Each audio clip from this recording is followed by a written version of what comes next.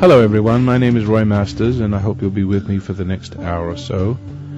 The subject today is anger and wrath.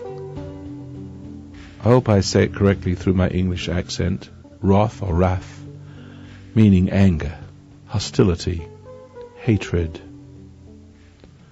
getting your feelings hurt, getting annoyed, agitated, peeved, upset, resentful. There are many quotes in the Bible forbidding us to be angry. I know that I don't mean to say that you should suppress your anger. Don't get me wrong, because anger suppressed is still anger. You have to learn to let things roll off you like water off a duck's back. You have to be immune to the temptation to hate another person.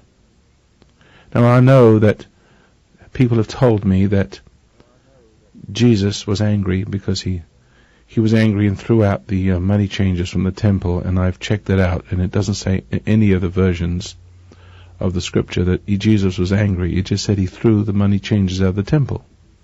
He wasn't angry at all.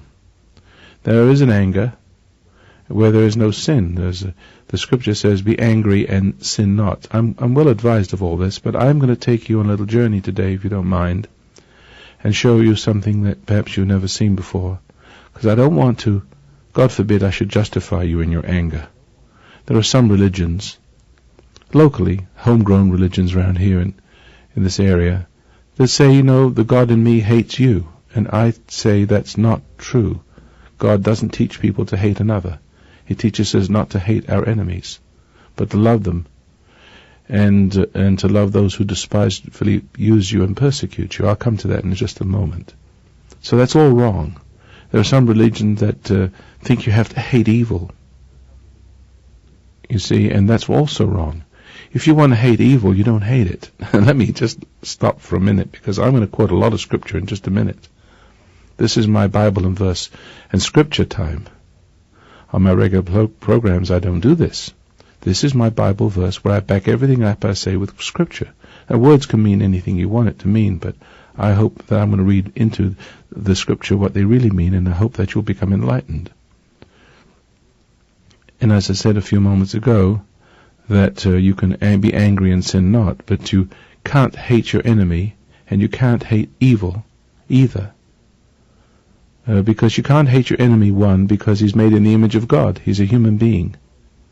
He's hateable, but the love overcomes this. In other words, you might say, love your enemy. Love, don't hate your enemy. See, love doesn't mean embrace him, kiss him, that sort of thing. It doesn't mean have a feeling towards someone, bad or good. See, the feeling has to go. The hate feeling has to go, and also, the opposite of what we think of hate is love. So if we think we don't hate them, we have to embrace them. That's not true. Some people are afraid to forgive people because they're afraid if they forgive people, they have to have something to do with them. They have to be friends with them. So they hate. So they hate and unforgiveness are the same thing, aren't they? So they won't forgive people so as to maintain a distance.